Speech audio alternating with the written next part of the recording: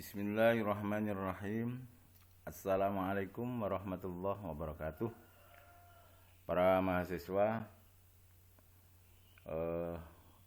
untuk kali ini kita akan melanjutkan penjelasan tentang materi tafsir ekonomi kita, tentang ketentuan jual beli, syarat dan rukunnya. Itu yang akan kita kaji adalah Quran Surat An-Nisa ayat 29.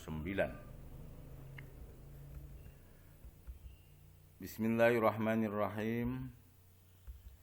Ya ayyuhalladzina amanu la ta'kulu amwalakum bainakum bil batili illa an takuna tijaratan an taradhim minkum wa la taqtulu anfusakum innallaha kana bikum rahima.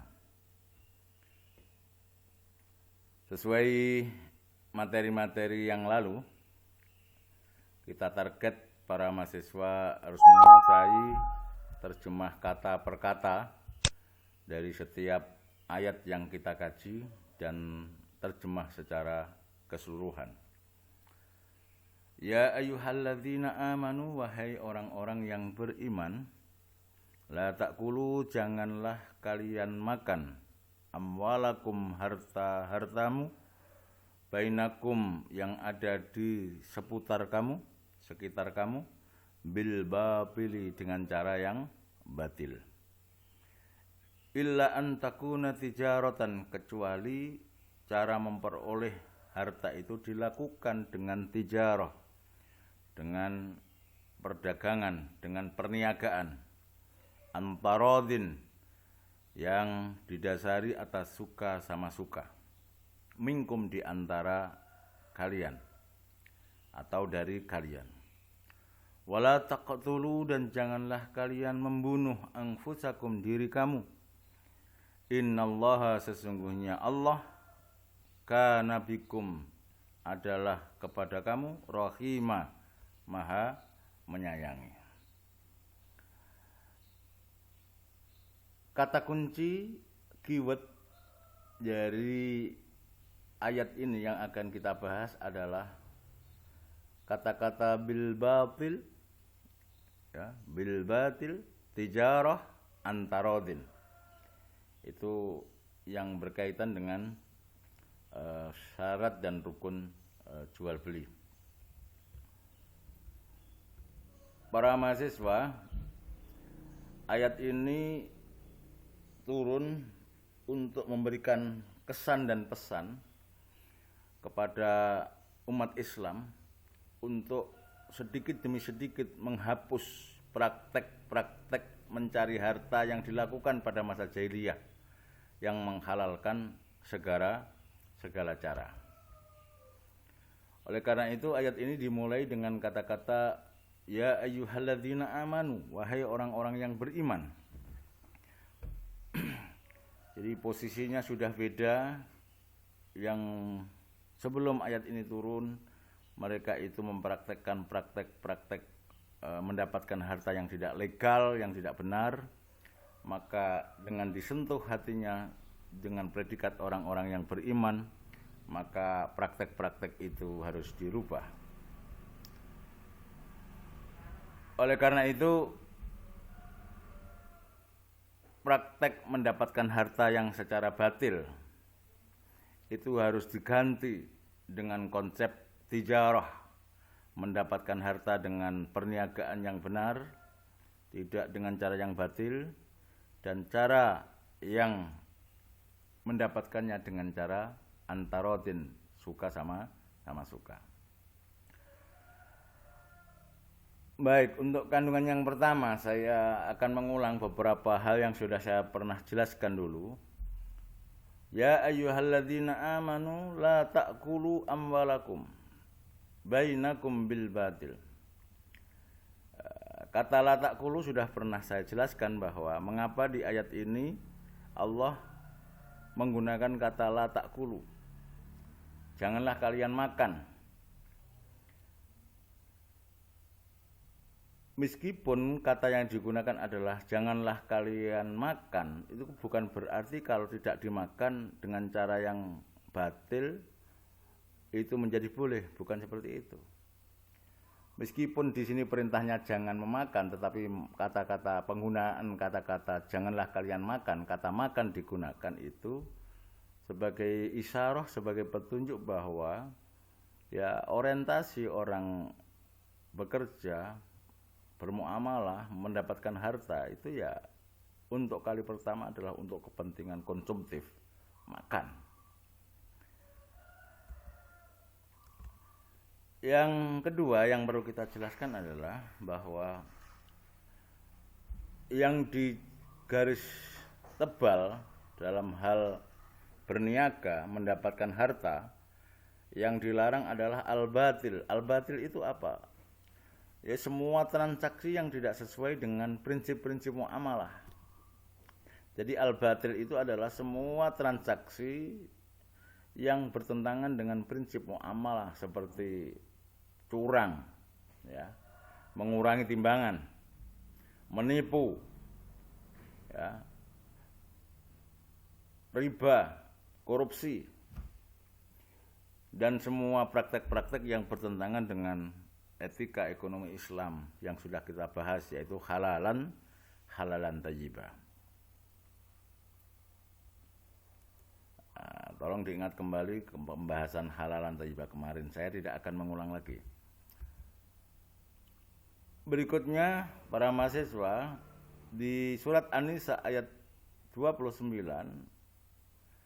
disebutkan kata amwalakum, harta-hartamu. Jadi harta diidhofahkan, dinisbatkan kepada harta-harta kamu semua.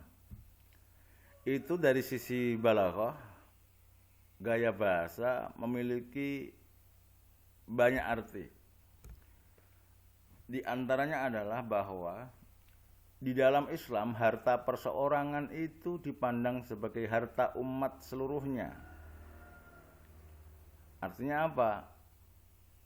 Semua orang wajib melindungi hak-hak harta perorangan. Tidak boleh siapapun melakukan kegiatan yang merugikan dengan cara apapun terhadap hak-hak individu. Jadi hak-hak milik haruslah dihormati dan dipelihara. Yang ketiga, dengan penyebutan amwalakum, harta-harta kalian, itu memberikan pesan bahwa para pemilik harta diwajibkan memberikan beberapa hak tertentu untuk kemaslahatan umum, sebagaimana juga diwajibkan memberikan haknya kepada orang-orang yang sangat membutuhkan. Itu yang sudah kita bahas di tanggung jawab sosial kemarin, bahwa harta di dalam Islam mempunyai fungsi sosial. Tidak hanya orang itu menumpuk harta kemudian selesai, tidak, tetapi ada tanggung jawab, ada kewajiban yang harus dia penuhi setelah mendapatkan harta, yaitu apa? Berbagi dengan sesama, terutama dengan orang-orang yang membutuhkan, orang-orang yang lemah secara ekonomi melalui zakat, infak, sedekah. Nah, berikutnya adalah kalau Allah melarang mendapatkan harta dengan cara yang batil, maka yang direkomendasikan oleh Al-Quran cara mendapatkan harta yang legal, yang dibenarkan itu apa? Illa an takuna tijarah antara minkum, yaitu mendapatkan harta itu dilakukan dengan tijarah dan dilakukan dengan antarodin, suka sama suka. Nah, tijarah itu menurut bahasa artinya adalah semua transaksi yang terdapat ada unsur tukar menukar, itu namanya tijarah. Jual beli itu ada unsur tukar menukar. Kemudian sewa menyewa itu ada unsur tukar menukar. Jadi tijarah itu menurut makna aslinya ada semua transaksi yang di situ ada praktek tukar menukarnya. Jual beli itu tukar menukar. Kalau dulu zaman klasik barter, misalnya makanan, gandum, beras ditukar dengan kedelai misalnya. Itu namanya tijarah. Atau dengan praktek sewa menyewa, misalnya memanfaatkan barang ditukar dengan memanfaatkan sepeda atau pijet misalnya. Itu dulu. Kalau sekarang semuanya ditukar dengan alat pengukur, yaitu dengan menggunakan uang. Lah, antarodin, ya, jual beli perniagaan yang dilakukan antarodin. Antarodin itu artinya apa? Bahwa jual beli atau transaksi itu harus dilakukan atas dasar persetujuan kedua belah pihak. Tidak ada unsur paksaan. Nanti kita ulas bagaimana prakteknya antarodin itu.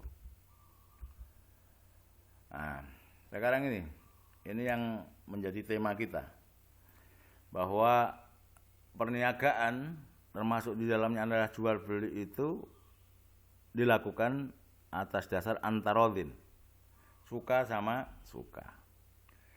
Suka sama suka itu harus ada parameternya, harus ada ukurannya. Antara penjual dan pembeli itu dikatakan suka sama suka itu harus terukur, measurable, harus bisa dideteksi. Maka di dalam fikih muamalah antarodin itu diterjemahkan yang pertama adalah dengan ijab dan qabul. Maka di dalam jual beli ada rukun, di samping ada mabi, kemarin sudah kita bahas bahwa mabi itu harus jelas, harus di antara kejelasan itu ditentukan dengan takaran dan timbangan. Maka rukun yang kedua dalam transaksi itu adalah adanya ijab qabul. Jadi ijab itu pernyataan dari penjual yang menunjukkan bahwa dia secara sukarela menjual itu. Redaksinya bisa seperti ini, aku menjual barang ini kepadamu dengan harga sekian. Atau dengan bahasa yang semakna, belilah sepeda motorku ini, Vario tahun 2012, warnanya ini, harganya 10 juta misalnya. Itu namanya ijab. Nah, sementara qabul itu adalah ungkapan, lafadz yang muncul atau keluar dari pembeli yang menunjukkan persetujuan atas apa yang ditawarkan oleh penjual. Qabil itu, aku terima tawaranmu. Itu namanya qabul. Jadi ijab dan qabul ini sebuah regulasi pengaturan di dalam fikih di mana penjual dan pembeli itu melakukan transaksi atas dasar kemauannya sendiri, tidak ada unsur paksaan dan seterusnya. Jadi ijab qabul itu maka menjadi rukun di dalam jual beli. Nah, sekarang bagaimana dengan praktek jual beli yang ada di warung, di kantin, praktek jual beli yang dilakukan oleh anak-anak? Kita sering bahwa mempraktekkan jual beli itu tidak ada ijab qabul. Kita kadang-kadang masuk warung itu biasanya kan langsung makan, ya kan? Tidak pernah ada kata-kata aku jual nasi pecel ini harga 5.000, kemudian saudara bilang aku beli, tidak kan? Apakah dengan demikian itu tidak sah? Maka di dalam fikih ada lagi pembahasan namanya yang disebut dengan al-bai'ul mu'athah. Ya, al-bai'ul mu'athah. Secara letterlek artinya jual beli yang dilakukan dengan lunglungan. Jadi saling serah terima, tidak ada akadnya. Jadi al-bai'ul mu'athah itu adalah jual beli yang tidak terdapat ijab qabul. Itu boleh. Ya, itu boleh. Jadi hukum atau SOP aslinya jual beli itu harus ijab qabul. Tetapi dalam hal-hal tertentu karena tradisi misalnya bai'ul mu'athah, jual beli lunglungan, tidak ada ijab qabulnya, itu dibolehkan. Kapan? Pertama ketika barang yang diperjualbelikan itu ya sudah diketahui secara umum harganya. Yang kedua, mabik atau barang yang diperjualbelikan itu bukan termasuk barang yang harganya tinggi. Jangan coba kalau beli sepeda motor, uang kamu taruh di situ, kemudian kamu bawa lari, kamu dikira pencuri nanti. Tapi untuk hal-hal yang sifatnya sudah familiar, ke warung, kopi, beli kerupuk, beli lento, itu kan sesuatu yang sudah diketahui harganya dan sudah menjadi tradisi. Saudara tinggal mengambil, saudara bayar, itu selesai. Itu namanya al-bai'ul mu'athah, boleh itu ya. Yang kedua sekarang, untuk mewujudkan bahwa jual beli itu antarodin, didasarkan atas suka sama suka antara penjual dan pembeli, maka di dalam fikih itu ada khiyar, hak untuk memilih apakah jual beli itu dilaksanakan atau tidak. Jadi pembeli punya hak untuk jadi membeli atau tidak, penjual pun punya hak khiyar apakah jadi menjual atau tidak. Setidaknya yang familiar pada transaksi itu ada 3 khiyar, yaitu khiyar majlis, kemudian khiyar syarat, dan khiyar aib. Jadi khiyar itu hak yang dimiliki penjual ataupun pembeli, apakah jadi membeli atau tidak. Ya, ini penerjemahan dari antarodin, bahwa transaksi itu dilakukan suka sama suka, tidak ada unsur paksaan. Apa khiyar majlis itu? Nah, ini sebenarnya saudara bisa kaji, saudara bisa pelajari lagi ya di fikih muamalah nanti. Jadi khiyar majlis itu selama kedua penjual maupun pembeli itu masih dalam satu forum, satu majlis, keduanya berhak apakah membeli atau tidak, atau menjual atau tidak. Itu namanya khiyar majlis. Al-bai'ani, kedua penjual beli itu berhak untuk memilih, meneruskan atau membatalkan jual beli malam yatafarraqa, selagi keduanya belum berpisah. Itu namanya khiyar majlis. Nah, ini dasar hadisnya ya.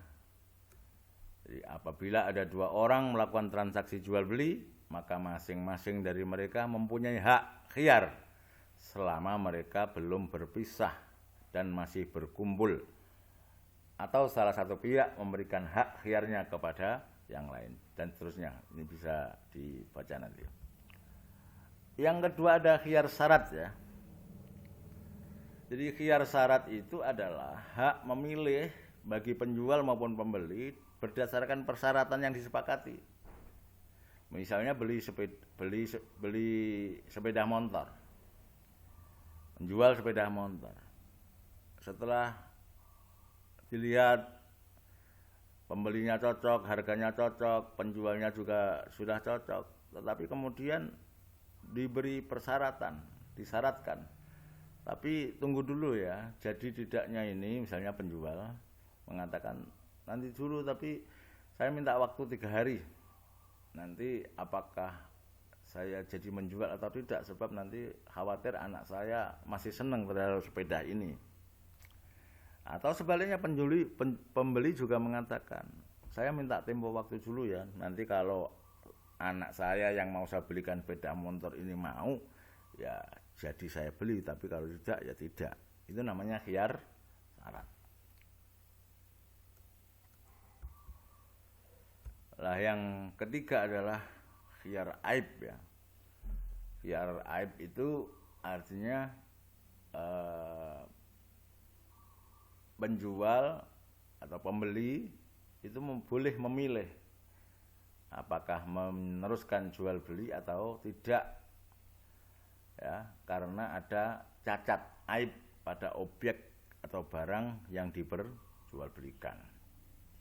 Jadi ternyata setelah dibeli sepeda motor itu ternyata mesinnya sudah parah misalnya, Nah, itu namanya pembeli punya hak untuk meneruskan atau membatalkan jual beli. Yang terakhir para mahasiswa, wala taqtulu anfusakum. Di akhir surat An-Nisa ayat 29 itu ada kata-kata wala taqtulu anfusakum. Janganlah kalian bunuh diri. Makna tekstual dari ayat ini adalah Allah melarang seseorang itu untuk melakukan bunuh diri karena persoalan bisnisnya yang tidak lancar, persoalan tijarohnya yang mengalami masalah, bangkrut misalnya, itu jangan sampai bunuh diri. Makna lain dalam konteks berbisnis, wala taqtulu anfusakum, larangan bunuh diri, ini maksudnya adalah jangan sampai kemudian penjual itu melakukan praktek-praktek kecurangan atau cara-cara yang batil yang itu pada akhirnya justru merugikan bisnis dia sendiri. Orang yang menjual mabik barang dagangan tetapi dia sering menipu, maka itu nanti akan diketahui, akan dalam bahasa Jawa itu dicireni. Aja tuku nang ngono, larang eram, ngapusi. Lah ini kan sebenarnya sama halnya dengan membunuh bisnis dia sendiri. Jual makanan misalnya, ternyata makanannya makanan basi dijual, itu akan membunuh diri dia sendiri. Jual ayam, ternyata ayam tiren itu yang dijual di situ itu. Nah, itu sama dengan menjual atau membunuh bisnis dia sendiri. Demikian juga dalam makna yang lain, penjual itu jangan kemudian melakukan black campaign ya. Jadi menjatuhkan penjual yang lain supaya kemudian orang tertarik kepada barang yang dijual yang bersangkutan. Itu jangan sampai. Demikian para mahasiswa, kajian Quran surat An-Nisa ayat 32 yang berkaitan dengan ketentuan jual beli baik syarat maupun rukunnya. Semoga bermanfaat. Wa akhiran, wassalamualaikum warahmatullahi wabarakatuh.